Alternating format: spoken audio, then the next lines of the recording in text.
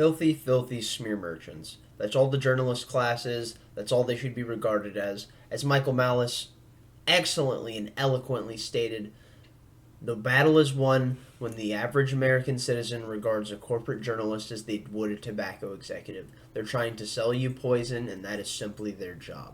So, the thing that I find so fascinating about this is that they're going after people like RFK Jr., Glenn Greenwald, and even comedians like Jimmy Dore for their stance on the Ukraine war, stating the fact that they believe these are the ails of America's social problems. And that's not really the cause. What they believe is the fact that American foreign spending abroad has brought war home because we have no capacity to fight the wars that we are now waging on ourselves because we have spent ourselves endlessly bankrupt abroad. This is the perspective of these people, and they're being maligned for it by articles like this one that we will be going through from the soapbox. Let's go ahead and get into it. The con artists who blame Ukrainian aid for America's social problems. Off the rip, this article title is disingenuous to start. We already know the framing of this just based off of the title itself, and you can kind of get a bit of a read off of an article based off of the framing usually, but this is just so disingenuous. It's just going on the attack. There's no nuance, there's no subtlety whatsoever. It's just, these are the enemy, this is who you attack, go. So, RFK Jr., Glenn Greenwald, and other Putin apologists are making disingenuous pseudo-populist arguments against U.S. support for Ukraine. Let's get into it. A scene of squalor unfolds as the camera moves along a city street lined with apparent drug addicts to the soundtrack of Childish Gambino's This Is America. A caption reads, "While American citizens live on the streets and take drugs not to feel the pain, the United States would rather finance a proxy war against Russia." While a bar graph says the U.S. has sent $46.6 billion in military aid to Ukraine. We have sent roughly almost $200 billion in aid to Ukraine. You are paying their pensions, I am not kidding, your tax dollars, and your money, your property taxes, are going to go pay the Ukrainian people's pensions. I hope that makes you happy. I hope when you're sitting there at the pump and you're thinking about the fact of how expensive gas is hitting you and how much it just costs you to go buy all your meat and cheese and eggs, that you realize that this is just simply your duty to help Ukraine. Is that how you feel? Because I feel like I'm being taxed with the hyperinflation into poverty.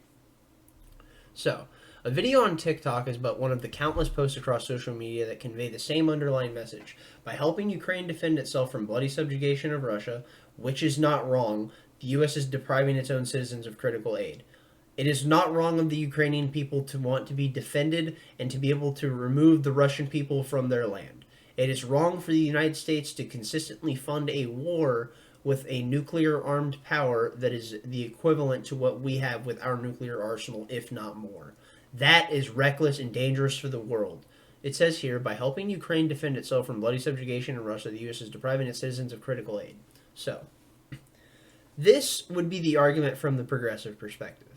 That it's like, well, how come we're not able to spend all this money on Medicaid and Medicare? How come we don't have free education? How come we don't have free health care? We're able to spend $200 billion to go finance Ukraine and go pay for their proxy war. We're able to make sure that we can go fund NATO to the degree that we are. But no, we can't make sure that we don't have homelessness and drug addicts to this degree that we do, just flooding the streets in all of these major urban cities.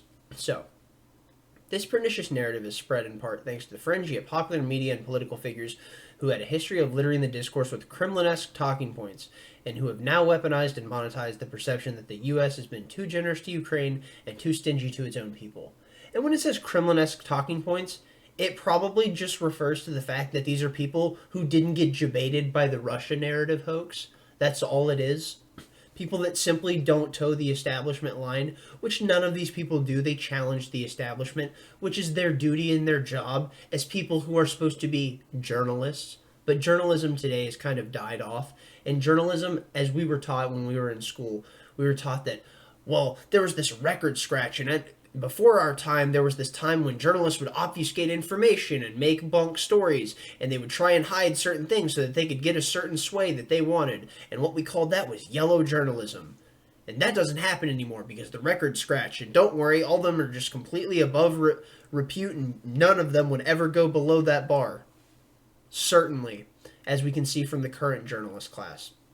It says, among them, Glenn Greenwald, who is a Substack more than 300,000 subscribers and whose online talk show System Update draws hundreds of thousands of views. In December on Tucker Carlson, since canceled Fox show, Greenwald said, "I've been asking since February, in what conceivable way will the lives of American citizens be materially improved? How will you or your family's lives be protected or fostered by sending tens of billions of dollars, now in excess of $100 billion, for the war in Ukraine?" And as I said, it is roughly approaching $200 billion. I don't believe we fully surpassed that yet, but we're getting close. And like I said before, when you go and you see that price at the pump and you realize how much you're paying for all those little amount of items at the grocery store, I hope you realize that that's your tax so that you can go ahead and support Ukraine. And also, this is your tax for you sitting there and suffering through lockdowns and then printing money and giving out stimulus checks. Donald Trump did it. Joe Biden did it. They're both responsible for the nature of the inflation that we suffer. But what we really see is that sending $200 billion to go fund a war 7,000 miles from your home doesn't help you economically in the slightest. Just seems kind of obvious. It says here, we could have spent that money saving lives with universal health care, but instead we spend that money taking lives overseas, which is our specialty. So, this is the fascinating part, and this is a quote from Jimmy Dore. Jimmy Dore, whose YouTube show has more than 1.2 million followers, who was a featured speaker at the February's Rage Against the War Machine rally in Washington, D.C. There he criticized the over $100 billion sent to Kiev. And that's where he told the crowd in the quote that I just said, we could have spent that money saving lives with universal health care, but instead we spend that money taking lives overseas, which is our specialty. And I'm not a progressive. I don't see this as a fact of, well, we could have spent this money on people just getting free healthcare and free education. It's like, how about you don't sit there and tax people into oblivion and advocate for the fact that, we care so much about the poor. That's why we want to raise their tax rates. And this whole argument comes down, it's like, well, no, realistically, no one under $400,000 that makes this amount of money will actually suffer this. What we're going to do is we're going to tax the corporations. So you're telling me you're putting a tax on a corporation, and in that process, they're not simply going to just raise the price of their goods that they're selling you so that they can go ahead and eat that overhead cost that they would be taking on. You don't think that they would do that, and that you, the consumer, would be the person eventually being the person biting the shoe. Yeah, sure, okay. And then we have Robert F. Kennedy Jr., the anti-vaxxer running along a shot challenge to the President Biden for the Democratic Party nomination. In his campaign announcement speech, Kennedy contrasted the $113 billion committed to Ukraine with 57% of Americans who can't put their hands on $1,000 if they have an emergency. 1/4 of Americans who go to bed hungry are homeless veterans. So, let's get into this. $113 billion to Ukraine. And as I said, I doubt you'd be advocating for this when, like Kennedy stated, you most likely don't have $1,000 to put in your bank account that you can go ahead and save for a specific medical emergency of dire need. And many people can do this, but there are so many people that can't, and many people that are even working 2 jobs that can't afford this. And so many of those people end up getting hoodwinked by school debt because they ended up getting student loans when they were in high school, and then they went to college because they were told this is what they had to do so that they could succeed, without these teachers and professors thinking about the fact that they're just putting these students through the same exact process that put them in the place that they're in, where they are consumed by the level of debt that they are consumed by. So, it's realistically a massive circle of Stockholm Syndrome when it comes from the professors and the high school teachers trying to inculcate these children to go ahead and take on these massive forms of debt so they can go into higher education, even though they might not be people who should go into higher education because maybe they don't possess the cognitive faculties. Maybe it's just simply not where they belong because they're artisans and craftsmen and tradesmen. That's something that needs to be taken care of and paid attention to, because the people that we will always need, no matter how much, when we have things like AI diversifying and expanding and taking up people's jobs, what we will always need is tradesmen who can work with their hands, who are incredibly talented, and you are someone who will never be losing their value in society. And to that, I thank you. So, here we see it says all 3 figures are peddling a false dichotomy and preventing the traditional guns versus butter debate, which I absolutely hate that conversation. I'm not even going to go into it because I don't want to justify it. But their message resonates with millions because it plays into genuine anger and frustration over economic inequality, as well as concern and distaste for foreign entanglements, particularly in the wake of the Iraq War and misadventures in Libya, Syria, and Afghanistan. Yeah, the misadventures in Iraq, where, as I said before, well, what's that? You're sitting here saying that this war isn't justified and that we shouldn't fund Ukraine to the tune of $200 billion and that we shouldn't gin up Russia to be an offensive power attacking people on their border, which would be NATO, which would be a conglomerate of nation states, which is supposed to be a defensive alliance but operates offensively on many occasions? So, you have this ideal, and then you have the ideal of Putin seeing all of these countries be decimated from Iraq to Libya to Syria and Afghanistan. We annihilated Iraq. We spent trillions of dollars going through Iraq and Afghanistan. In Libya, Obama completely decimated that country. Obama said himself his biggest regret was not thinking about what happened the day after they took down Gaddafi in Libya.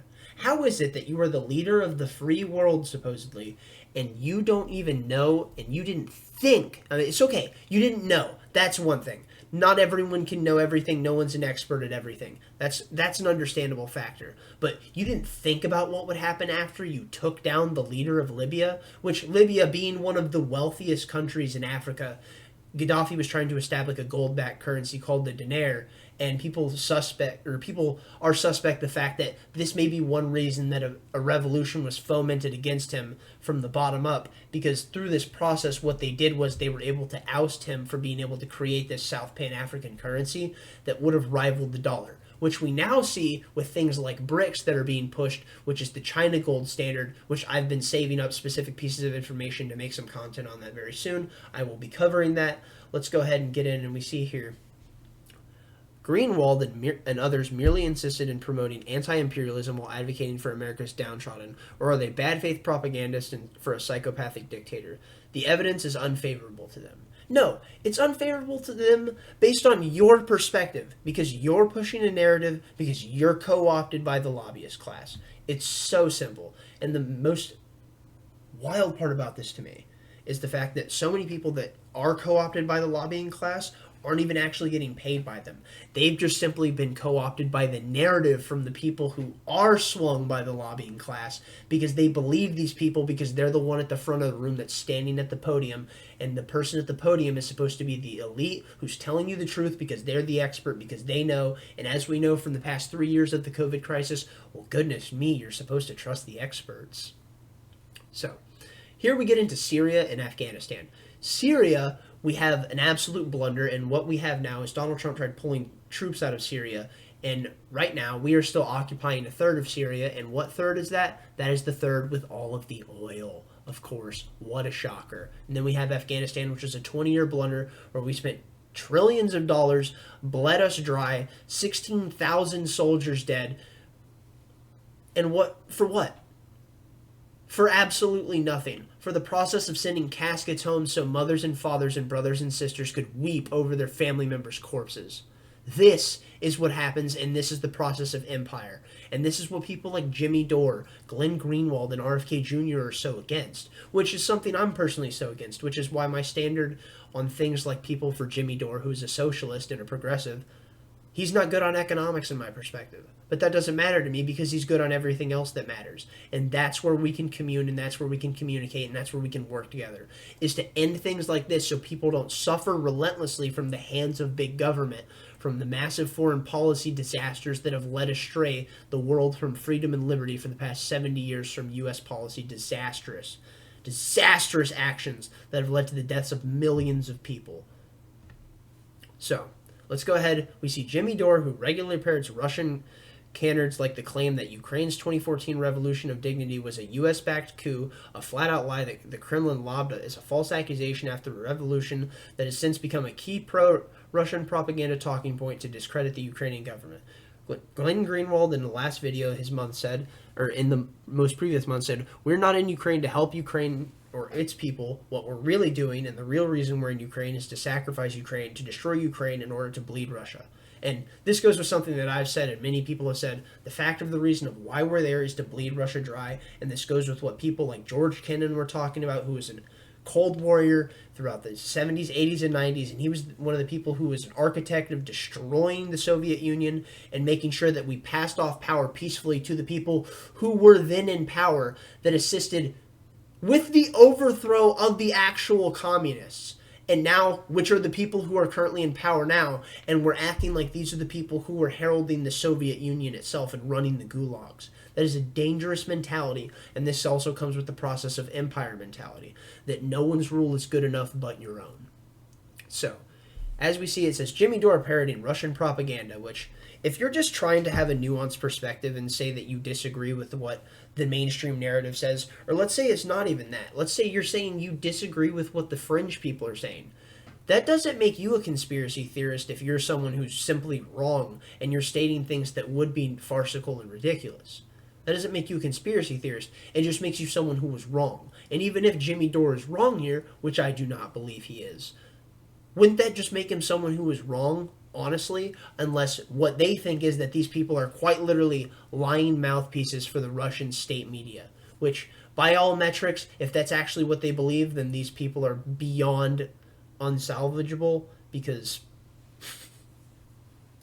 the idea that you're going to co-opt all of the people who are running the progressive era movement to go ahead and, well, spearhead the ideals of Russia when Russia is so vastly different from the ideals of the progressive left, and it is so considered regressive to their perspective based on how they view the rights that they want distributed amongst the people that they believe should have them, which would be everyone in a liberal democracy, which is what they supposedly want.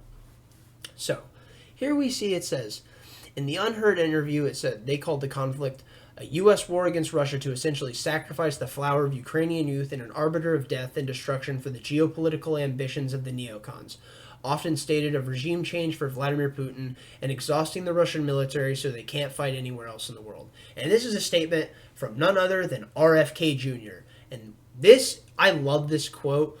I wish I could memorize it to a T, but I probably won't. But it says, the U.S. war against Russia to essentially sacrifice the flower of Ukrainian youth in an abattoir of death and destruction for the geopolitical ambitions of the neocons. Neocons such as people like Victoria Nuland, Joe Biden, Hillary Clinton, and all the people in the State Department that consistently advocated for war throughout all of their times in government.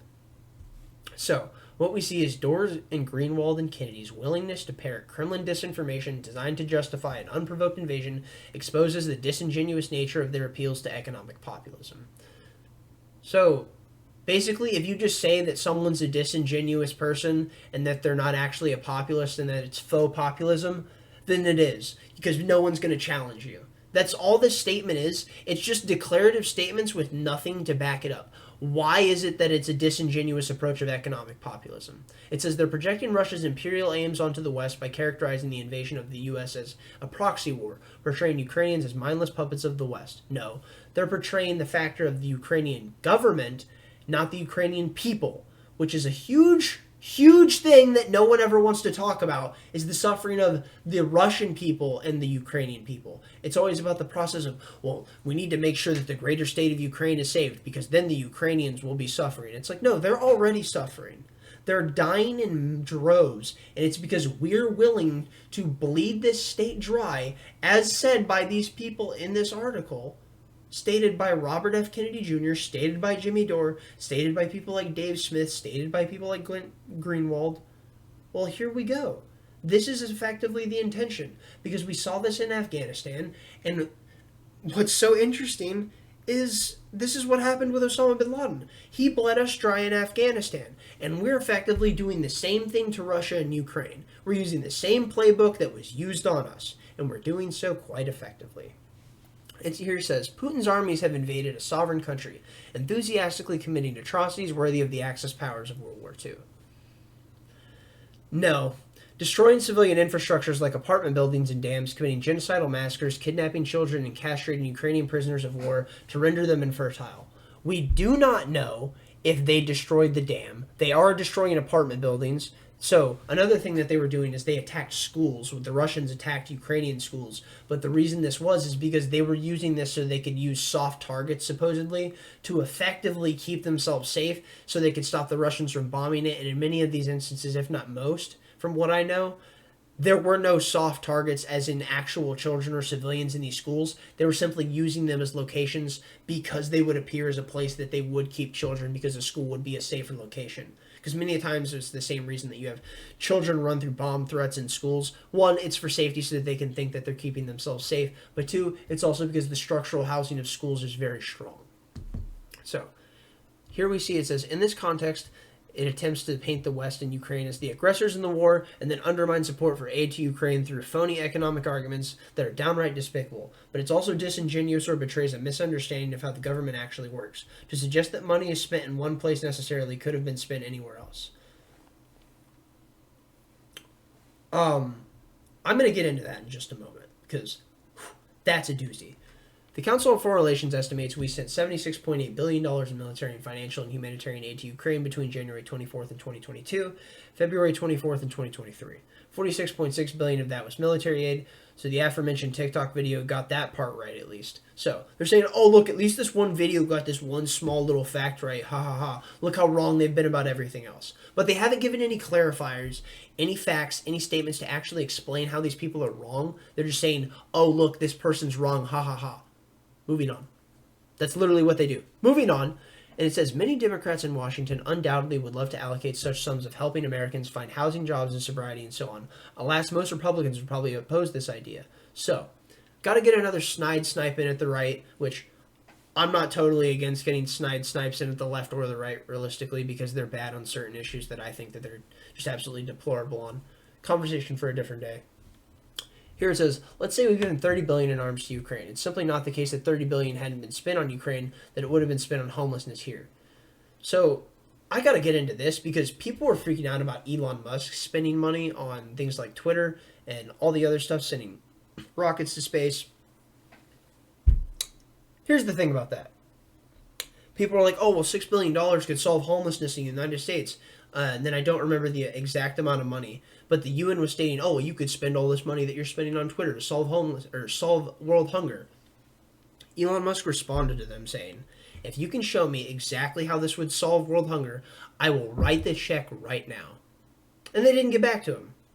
That's fascinating. I thought they could actually do the equation and, figure the math out on how we could solve world hunger. What's the specific amount of money? Except it's not a money thing, it's a resource thing. Because the thing that drives world hunger is lack of resources. And the thing that drives poverty is lack of energy. And what we see is that people are trying to deprive people of cheap energy, which would be fossil fuels. So what the West is effectively doing is, after the process of us being able to cultivate all this knowledge and being able to use fossil fuels to pull ourselves out of the dark ages and remove ourselves from abject poverty, from suffering on less than $1.50 a day, into being a prosperous nation, prosperous nations that grow and trade and have commerce. Well, what we're going to do is we're going to strip the ladder up so all those third world countries can't use fossil fuels. We're going to put green regulations on them, and we're going to banish them into the zone of poverty forever because they'll be stuck in the ether of never being able to actually have cheap energy that they can use to then make themselves be viable so that they can get to the point of actually using renewable energy realistically. Because something that people fail to understand that are so concerned about climate change is poor people don't care about the climate. They don't care about climate change. They're worried about where their food's coming from. They're worried about the fact that they don't have heating and it's cold. They're worried about the fact that they're cold and they would like some heat. So that's something that really needs to be touched on when it comes to the climate change facet. Moving on. In other words, we have plenty of money to provide aid to Ukraine and at the same time for our own people. Then why aren't we? Why is it the fact that RFK stated before that Americans are suffering and don't have $1,000 to put towards a medical use? Why is it that people are suffering and they don't have the capacity to have cheaper education? Why is it they don't have the capacity to go ahead and have cheaper health care? This comes with government regulation. That's the nature of what actually stops these things from being able to happen so cheaply, because the market can't diversify and find the cheapest nature of achieving the price that would be necessary to actually keep a business viable while still operating within a proper profit margin. So, but again, economics is not most people's strong suit. Most people just kind of operate within the system and just, they're like a fish in the water. They don't realize that you're sitting there. It's like one fish is sitting there and they're like, hey, how's the water today? And the other fish simply looks and goes, what's water? That's how economics operates when it comes to most people fundamentally just swimming their way through the system. It says many Americans are rightfully angry and frustrated at the brutal unfairness of life in our country and are seemingly unable to remedy it. But anger and frustration leading to rage and hopelessness make fertile ground for grifters offering convenient scapegoats, facile explanations, and simple solutions. That's a big part of how we wound up with Donald Trump as president. I agree with that. I agree with most of that statement because that is exactly how we ended up with Donald Trump as president. Anger and frustration leading to rage and hopelessness because we had the banker bailouts in 2008 and 2009, which led to the Occupy and the Tea Party movement, which ended up leading to the idea that people were going to unite the 99% against the 1%. It's the people who don't own banks against the people who own the banks. And this led to this massive congregation of populist uprising and populist thought where people felt like the establishment wasn't standing for them. And then what did Donald Trump do? He goose-stepped his way onto stage and said, I'm not here for them, I'm here for you. And he said, the reason they're attacking me is because I'm in the way. They want you, and I'm simply standing in the way of you, and I'm going to make you great again. And that was all people needed. And then Hillary Clinton stepped onto that stage, waltzed herself up there, and said, how offensive is Donald Trump? Is it any shocker why he won? Stopping aid to Ukraine and letting Russia conquer the country would solve exactly none of America's problems. And Dore, Greenwald, and Kennedy and their ilk surely know this. But their careers depend on monetizing despair, keeping their followers so consumed with anger that they can't see that our domestic woes have nothing to do with Ukraine. Well, our domestic woes don't have anything to do with Ukraine yet. We'll get to that in a second. If their message spreads, though, Ukraine may end up another casualty of their ignorance and the populist rage that these madmen have made into millionaires. Okay, so it says stopping aid to Ukraine and letting Russia conquer the country would solve exactly none of America's problems. And here we get into the fact that it talks about our domestic woes. This won't solve our domestic woes. No, but it will solve some of our financial and economic woes, which many of the impoverished and poor people in this country that are working 2 jobs are suffering quite greatly. So, on from that, what we have is the idea that stopping aid will not help us domestically.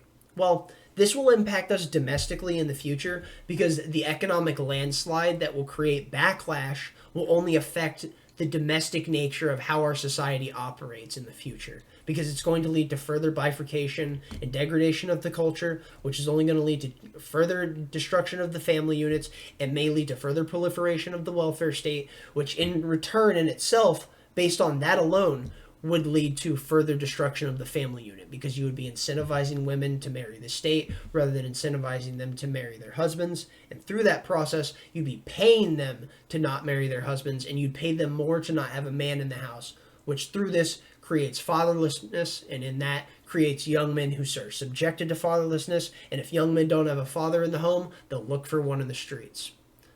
That's all I got for this. Go ahead and give this a thumbs up if you liked it, a thumbs down if you didn't. Share this with someone if you liked it. Tell someone you love them. Stay great, stay lovely. Peace.